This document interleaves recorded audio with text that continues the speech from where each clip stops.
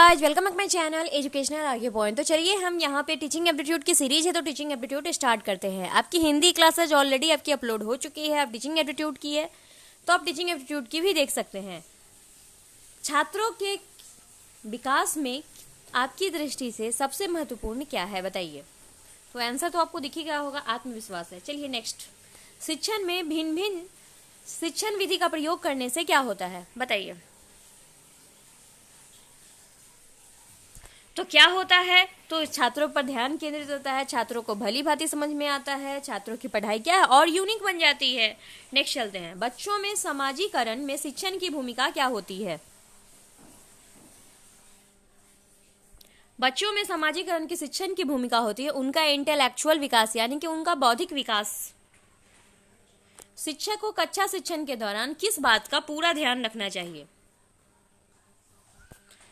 तो पाठ्य के उद्देश्य पूर्ण हो, इसका ध्यान उन्हें रखना चाहिए। कभी कभी बहुत विद्वान व्यक्ति भी अच्छा शिक्षक नहीं बन सकता, इसका संभावित कारण क्या हो सकता है।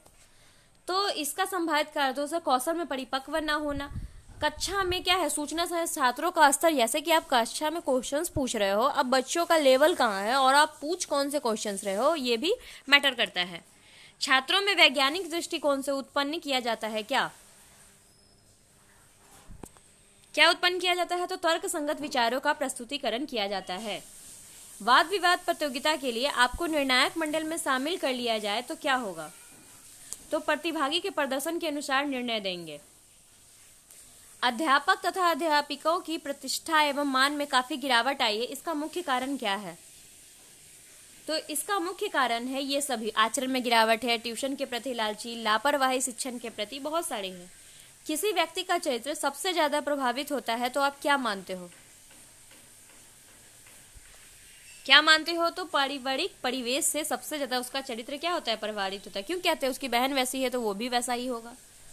बाल केंद्रित शिक्षा में शामिल होते हैं क्या, तो बाल केंद्रित शिक्षा में शामिल होते हैं बच्चों के लिए हस्तपरक विधियां।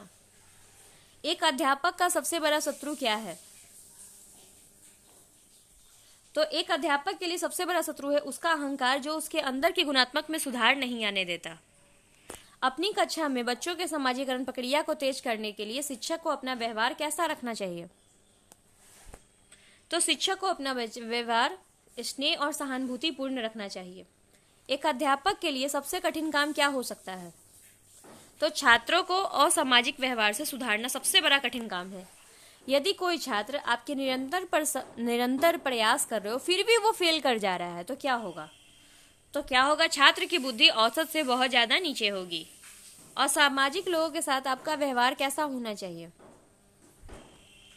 तो मिलनसार के रूप में। तो चलिए इसी के साथ हम आपसे विदा लेते हैं, मिलेंगे नेक्स्ट वीडियो में। ये 15 क्वेश्चन आपको कैसे लगे, अगर अच्छे लगे अपने मार्क्स शेयर जरूर करें। धन्यवाद।